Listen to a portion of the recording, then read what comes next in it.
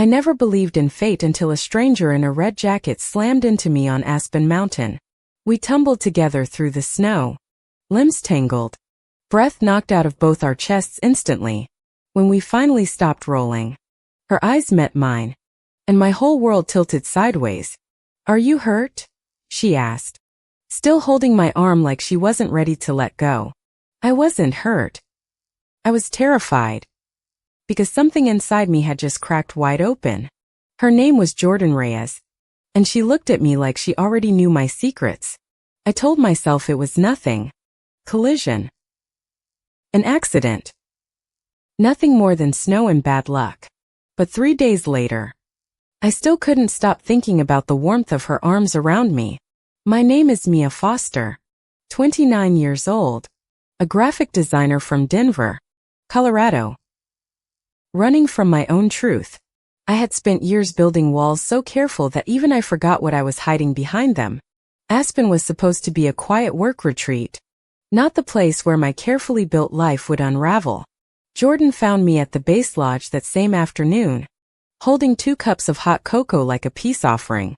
"You dropped this in the snow," she said, handing me my company badge with a crooked, knowing smile. I laughed nervously, took the badge, and noticed she hadn't actually let go of my fingers yet. "I'm a professional skier," she explained, "training for regionals. You picked a bad spot to stand." "Clearly," I said, and for the first time in years, I felt something close to lightness. We sat by the fireplace for 2 hours, talking about nothing and everything at once. She asked about my life in Denver. I gave her the safe version, the one without any women in it. Jordan didn't push. She just watched me with patient eyes, like she was waiting for me to catch up. Before I left, she wrote her number on a napkin and said, "Call me if you get bored." I didn't call that night. I stared at the napkin until 3 in the morning instead. The next morning, I found her waiting near the gondola, as if she somehow knew I'd come. "I wasn't sure you'd show," she admitted, snow catching in her dark hair like tiny stars. "Neither was I said honestly, and something in her expression softened like she understood exactly why. We rode the gondola together, and for a moment neither of us said anything at all. "You have sad eyes," Jordan said quietly, like someone who's been holding her breath for years. I didn't answer. I just looked out at the mountains and let the silence say what I couldn't. That evening she taught me to ski properly, her hands guiding my hips, her patience endless and calm. Every time she touched my shoulder to correct my stance, my heart forgot how to beat normally. By the end of the week, I realized I was counting hours until I could see her again. "I leave for Denver on Sunday," I told her, watching her face for any reaction at all. "Then we have 3 more days," Jordan said, "and I intend to use every single one of them." On our last night, she took me to a quiet overlook where the whole valley glittered below us. "I have to tell you something," she said, suddenly nervous in a way I hadn't seen before. "We met before," Jordan admitted. 15 years ago, at a summer camp in Vermont. You wouldn't remember." My breath caught. I did remember. Vaguely. A shy girl who braided a bracelet onto my wrist. "You kept it," I whispered, staring at the faded, frayed bracelet still tied around her wrist. "I never took it off," Jordan said. "I always hoped I'd find you again someday." Something inside me broke open completely. Years of denial crumbling under the weight of one memory. "I've never let myself feel this way about anyone," I confessed, voice trembling in the cold air. "Then let yourself feel it now," Jordan said, and closed the distance between us slowly, carefully. Our first kiss tasted like snow and courage, like every door I'd locked finally swinging open. I flew home to Denver the next day carrying a secret so big it barely fit in my chest. Jordan called every night, and I found myself smiling at my phone like a teenager in love. "Come to my next competition," she said. "I want you standing at the bottom of that mountain." I hesitated, thinking of my mother, my coworkers, everyone who still believed they knew who I was. "I'll think about it," I said, And Jordan, patient as always, said that was more than enough. My best friend Priya noticed the change in me before I said a single word about Jordan. "You're glowing," she said over coffee. "Who is he?" I froze, unsure how to answer honestly. "Her name is Jordan," I said finally, testing the words out loud for the very first time. Priya's smile didn't falter. She just reached across the table and squeezed my hand tightly. "Took you long enough," she teased. And I realized she had known before I ever admitted it. Telling one person made the truth feel real. Solid. Something I could no longer pretend didn't exist. I flew to Utah 2 weeks later to watch Jordan compete in her first regional qualifier race. Standing at the finish line, watching her carve down the mountain, I felt pride I'd never known. She crossed the line in first place, then found me in the crowd before she found anyone else. "You came," she said, breathless, snow still clinging to her jacket, eyes bright with joy. "I couldn't stay away," I admitted, and she pulled me into a hug that lasted far too long. That night, in her hotel room, we talked until sunrise about the lives we wanted to build. "I want this to be real," Jordan said. "Not just something that happens on vacation weekends." "Me too," I said, surprising myself with how certain I sounded. How ready I felt to try. We decided to try long distance. Denver to wherever her training took her. Phone calls filling the gaps. For 2 months, everything felt like it was finally clicking into place, like my life made sense. Jordan flew to Denver for a week, and I introduced her to Priya as someone important to me. Priya hugged Jordan immediately, whispering, "Take care of her. She's tougher than she looks." Jordan laughed and promised she would, and I believed, for the first time, that someone actually could. But happiness like that never stays uncomplicated for long. Not in a family like mine.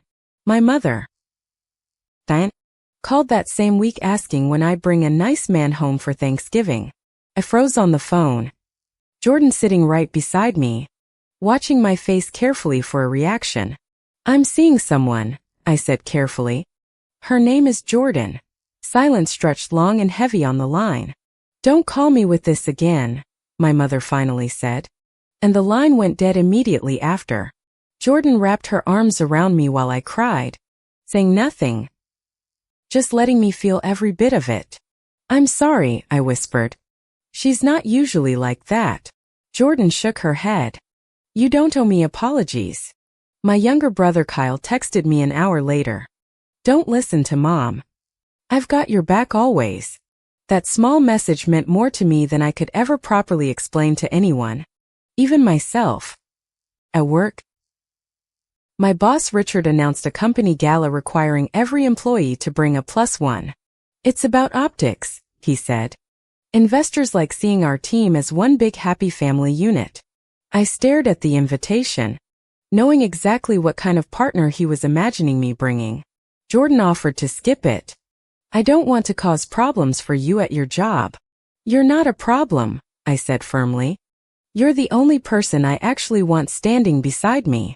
My ex-boyfriend, Chris, still working at the same firm, cornered me by the elevators that same week. "I heard you're bringing someone new," he said, smirking. "Didn't take you long to move on from me." "I'm not obligated to explain my life to you," I said, walking away before he could respond. Chris wasn't finished. He mentioned Jordan's name to a coworker, loud enough for half the office to hear. By lunchtime, whispers followed me down every hallway, curious eyes lingering a little too long on my face. I called Jordan in tears that evening. Maybe this was a mistake. Maybe I'm not brave enough. "You are," Jordan said quietly. "But I won't force you to be ready before you actually are." Her patience should have comforted me. Instead, it made the guilt of my own fear feel unbearable. My mother called again. This time softer. "Come home for dinner. Just you. We need to talk." I drove to my childhood home with my stomach in knots, unsure what waited for me inside. She sat me down at the kitchen table, hands folded. Eyes red like she'd been crying earlier. Your father knew, she said suddenly. Before he died. He told me he suspected. He wasn't upset. My chest tightened. My father had passed 3 years earlier. And we'd never spoken of this at all. He wrote you a letter, my mother said, sliding a sealed envelope across the table toward me. My hand shook as I held it, afraid of what truth might be waiting inside those folded pages. I'm not ready for you to open it yet, she added. But I wanted you to know it exists. I left that night with more questions than answers, the letter burning a hole in my bag. Jordan met me at my apartment, and I told her everything, unable to hold the weight alone anymore. Your dad knew, Jordan said softly. That's not nothing. Mia. That's a door left open for you. I nodded, but the fear of my mother's reaction still outweighed any comfort the letter might offer. The gala arrived faster than I wanted, and I decided. Finally, du bring Jordan as my daughter. She wore a deep green dress, and when she walked into the room, forgot how to breathe. Richard greeted us politely enough, though his smile tightened slightly when I introduced Jordan by name. Most of my coworkers were kind, but a few conversations went suddenly quiet as we passed by. Chris watched us from across the room, jaw clenched, clearly unhappy that I hadn't backed down. Halfway through the evening, Jordan squeezed my hand under the table. You're doing great, she whispered. For the first time, I felt something like pride instead of shame standing beside her in public. Then my phone buzzed. A photo of us dancing had been posted online, tagged with my full name. The caption, written by someone anonymous, outed me to hundreds of people before I was ready. My stomach dropped. I scanned the room, certain I already knew exactly who had done this. Chris avoided my eyes when I confronted him, which told me everything I needed to know. You had no right, I said, voice shaking with anger I'd never let myself show him before. I just thought people deserved to know the real you, he said, feigning innocence he clearly didn't feel. Jordan pulled me away before I said something I'd regret in front of half the company. We left the gala early, and I sat in her car, shaking, unable to stop replaying the moment. This isn't how I wanted people to find out, I said. I wanted to choose the moment myself. I know, Jordan said gently, but you didn't do anything wrong tonight. He did. My phone kept buzzing with messages, some supportive, some cruel. All of them impossible to ignore. My mother called at midnight, and I answered, bracing myself for whatever anger might be waiting. I saw the photo, she said quietly. You looked happy. Mia, I haven't seen you look that happy in years. I couldn't speak. This wasn't the reaction I had spent years dreading in every anxious daydream. I'm still figuring this out, she admitted. But I don't want to lose my daughter over it. Tears streamed down my face as I whispered, I don't want to lose you either. Mom. It wasn't a perfect resolution, but it was a start. And starts had to count for something. At work, Richard called me into his office the next morning, expression unreadable and carefully neutral. Some clients are uncomfortable, he said slowly. I need you to understand the position this puts me in. My heart sank. Are you saying my job is at risk because of who I love? I asked directly. He didn't answer clearly, and his silence told me more than any words could have. I walked out of his office that day feeling like the ground beneath me had shifted permanently. Jordan, meanwhile, was carrying her own secret, one she hadn't told me yet, one I could sense growing heavier. I noticed her wincing during training, favoring her left knee, brushing it off whenever I asked about it. It's nothing, she kept insisting.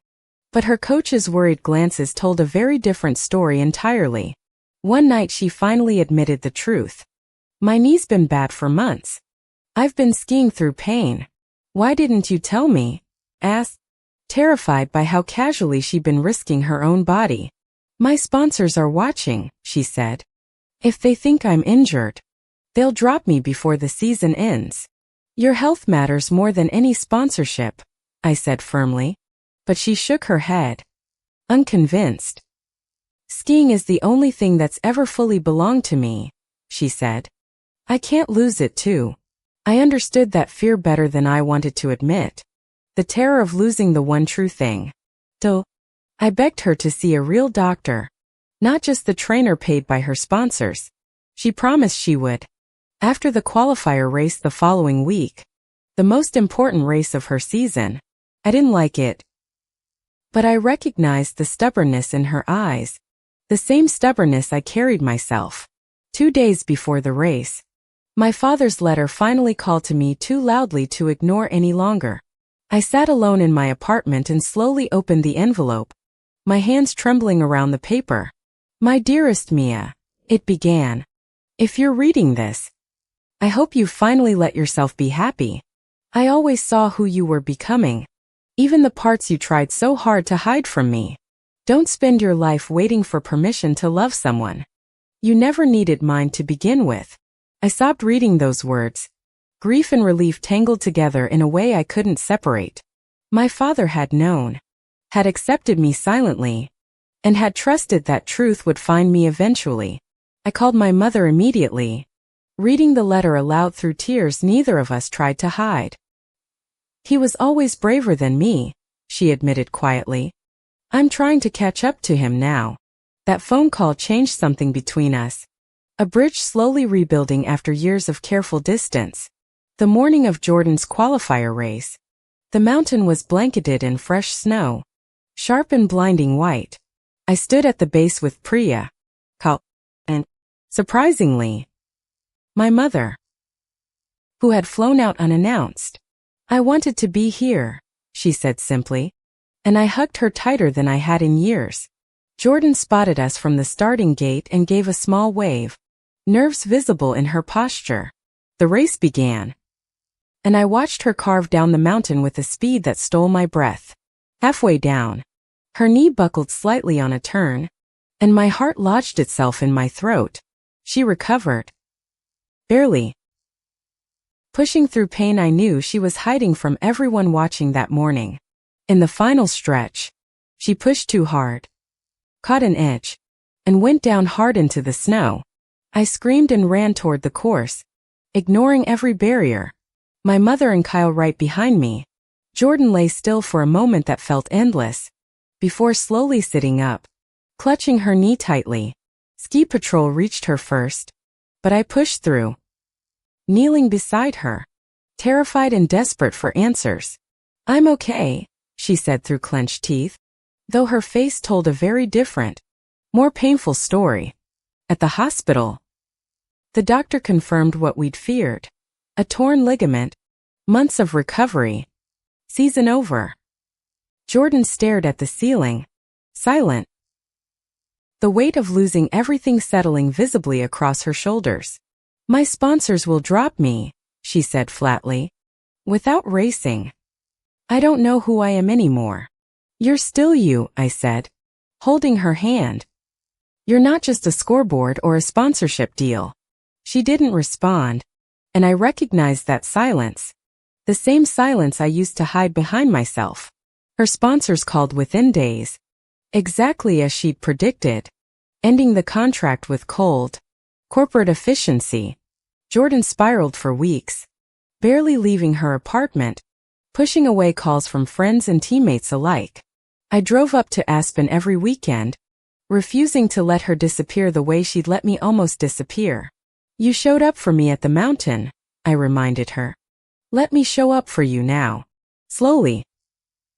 She started talking again. About fear. About identity. About a life beyond competitive skiing.